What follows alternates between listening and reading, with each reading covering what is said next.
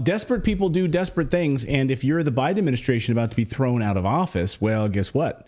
We should all be very concerned about what comes next, because the liberal media appears to be falling in line with the Biden messaging, and all of the major newspapers published simultaneous stories warning that a Trump presidency would be a dictatorship. It's like they're all handed a big pile of the same talking points by the deep state, by the intelligence community, and then they all run with them and they all publish these stories.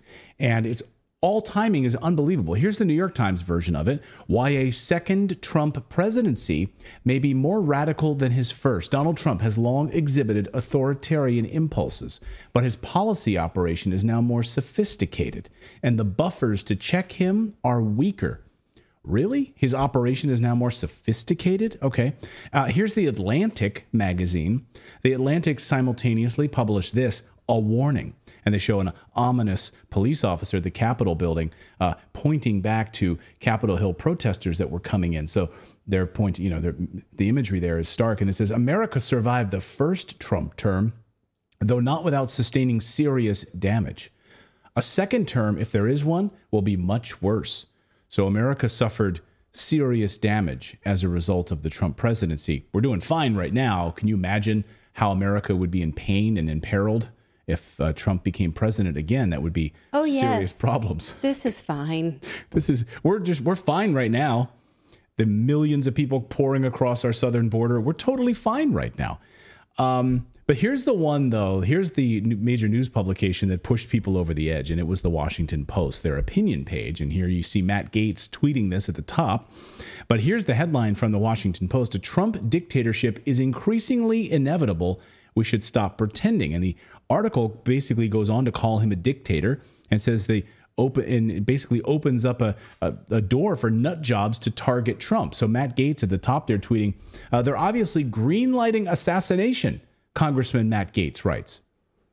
You're basically saying, hey, Trump could turn into Hitler.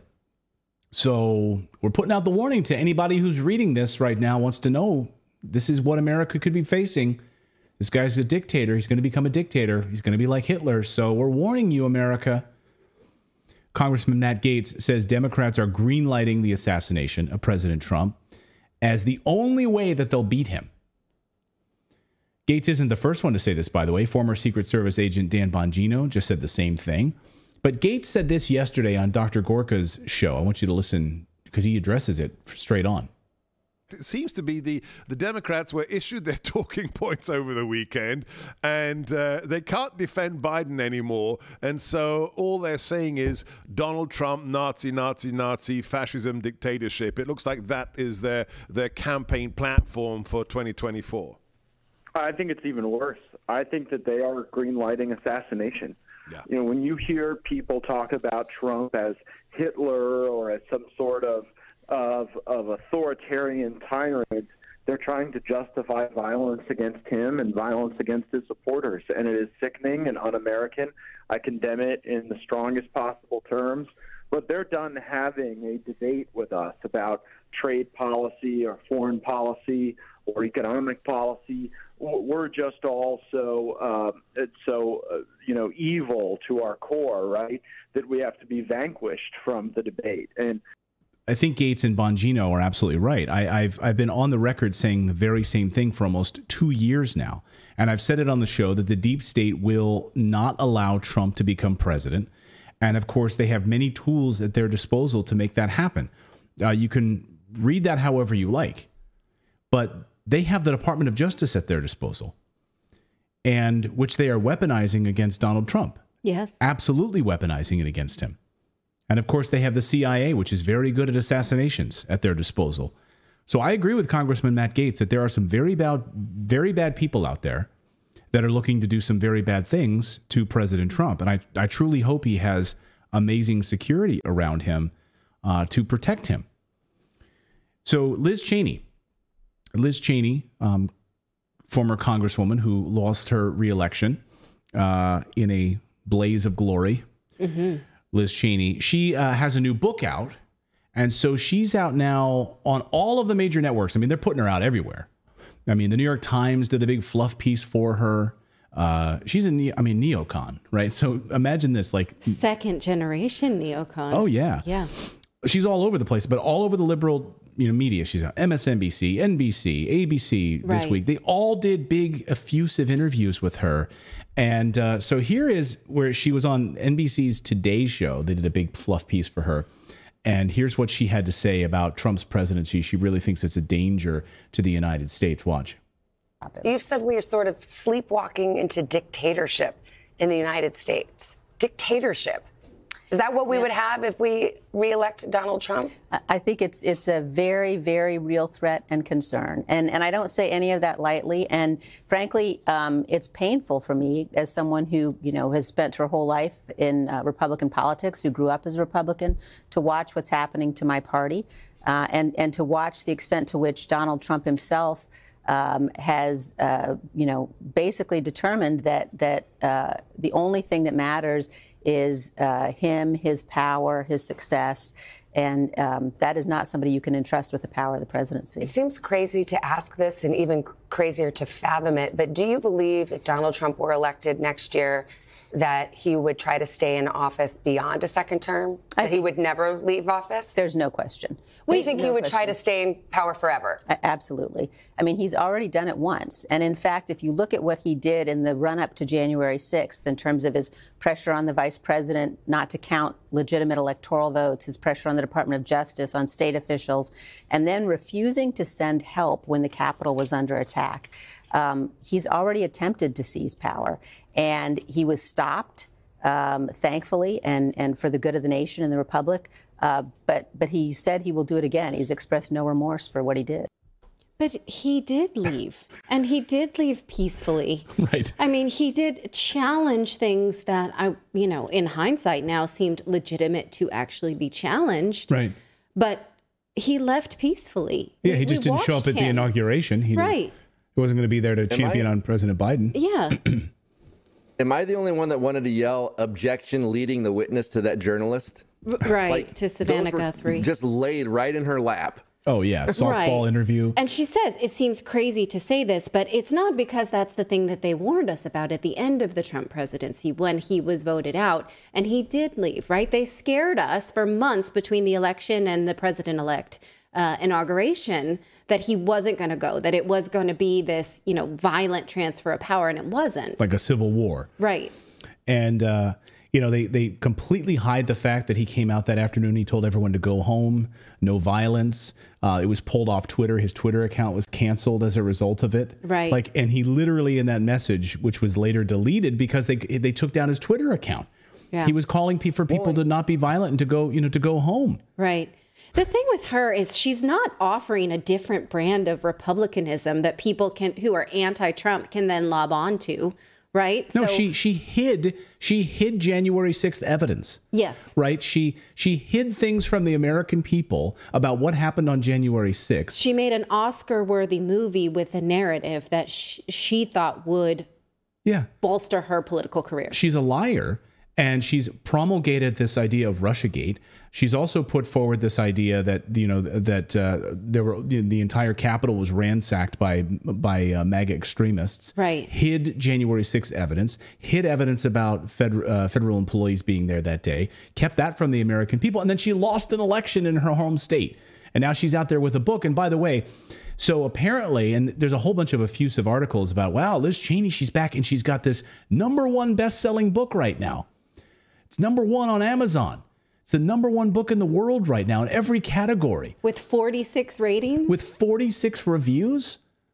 46 5-star reviews. And if you read, it's hilarious, by the way. If you read the reviews on Amazon,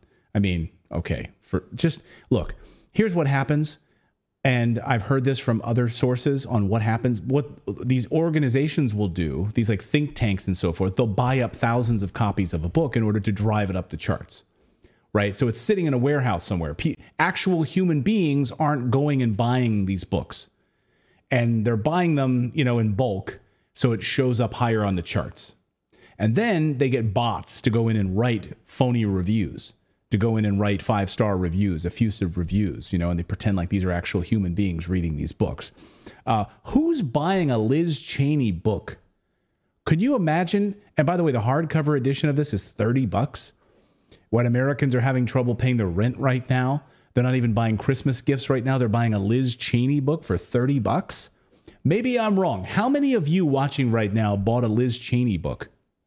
Well, number one on Amazon right now. I find it very interesting that that's the case.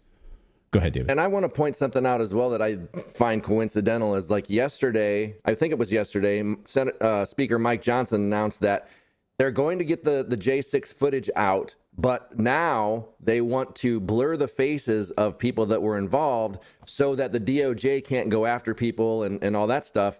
And it just seems coincidental that if they do that, that's going to take years to get that footage out, which would take it probably well beyond the election. And now this narrative is coming out, and they're going to use J6 as a major thing against Trump.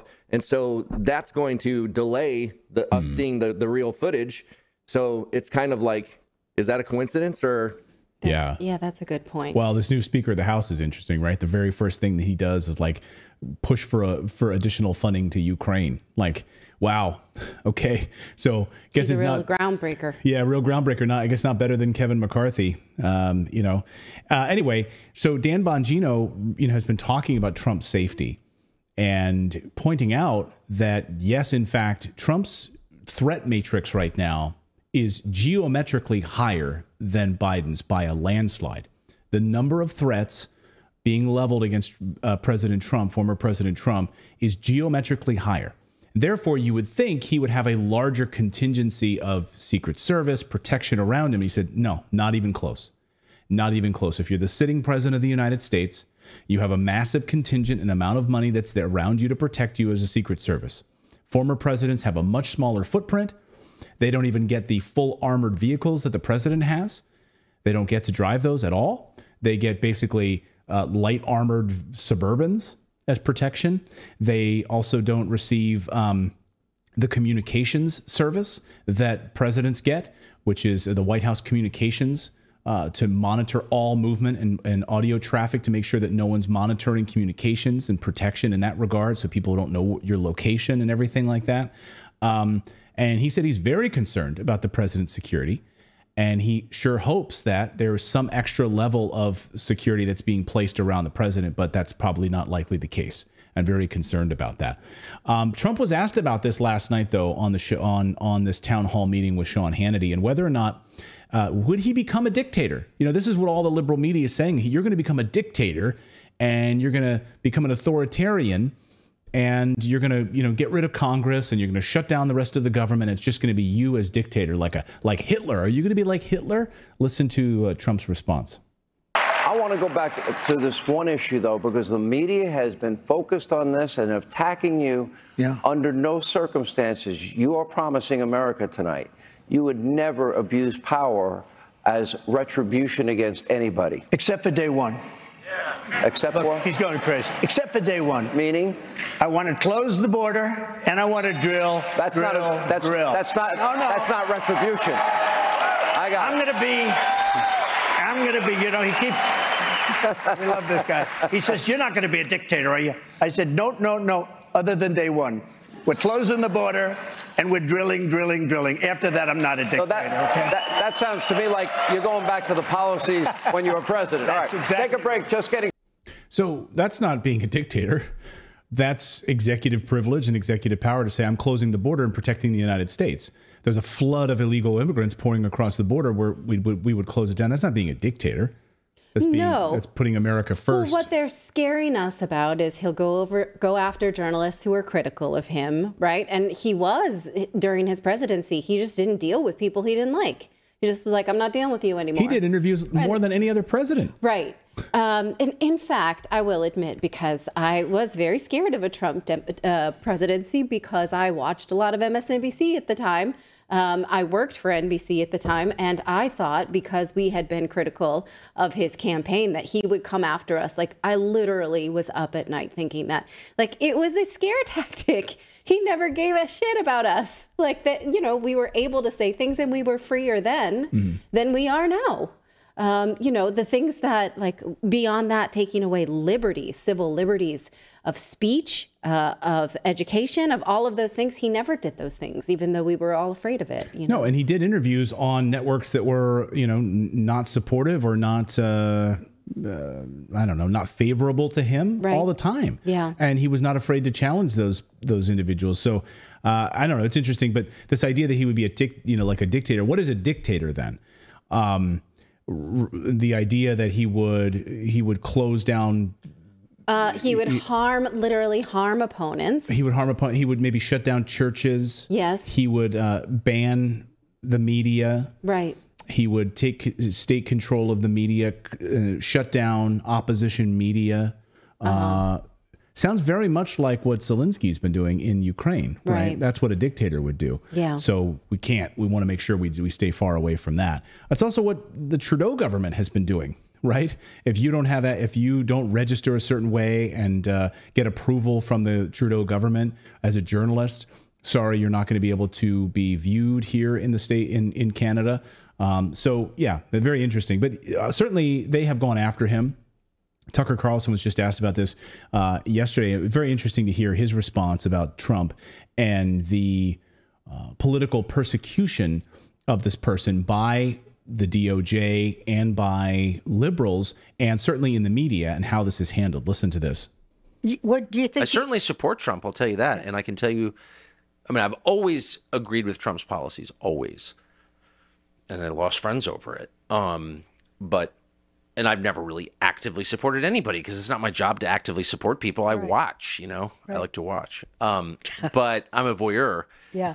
But I became an active Trump supporter when they raided Mar-a-Lago last summer, the summer of 2022. That can't stand. No, that can't. And that was something. Agree with Trump on a lot. But even if I disagreed with Trump on a lot, I'd still be a Trump supporter because you cannot allow that. You cannot allow the regime, the president of the United States, to use the Justice Department to knock the front runner out of the race. You can't do that. No, you can't do that. So it's bigger than Trump. It's bigger than Biden. It's a question of, do you want to live in a free country with a functioning justice system?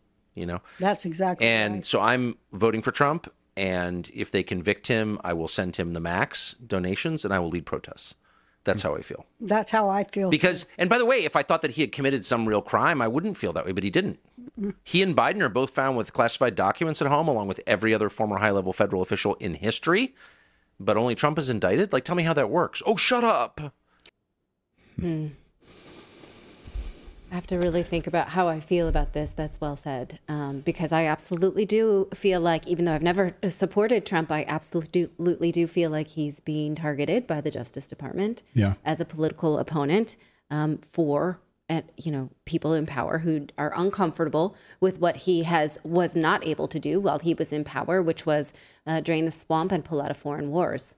And at this point, most of us who are just single issue, no foreign wars, no death voters, it does feel like Trump is the one, even though, can you name somebody else right now at all in American politics who's going to close the border, who's going to bring drilling back to the United States, who is going to end all of this boondoggle around environmental ESG and garbage environmental policy, boondoggle to the tens of billions of dollars, say no to additional foreign wars? I don't know. And, look, he had 4 years to kind of prove that he could do this and drain the swamp, and he didn't. So to be fair, Vivek Ramaswamy has said a lot of those things, but he also has a lot of anti-China rhetoric that seems to be, pulling us into a war in the Pacific. So that's what I am watching at this point. So we're not, lending our support to any political candidate. Yeah, but it's just interesting to watch. But they're, painting him as a dictator and pulling him into this idea that, well, maybe people should take to the streets and go after Trump. And that's what Congressman Gaetz and certainly Dan Bongino are worried about, the president's safety. Let us know in the comments.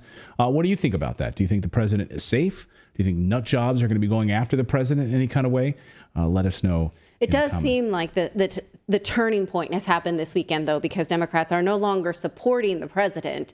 They are just issuing their, they're going against Trump. They can't, That's now the playboard. Well, it's also interesting for Tucker. Tucker was never really, he supported his policies, but he never really supported him as a person. Like, he didn't think he was like a great person. Yeah. But he also, at the same time, and I know this, he's never voted before. He's openly admitted he doesn't vote.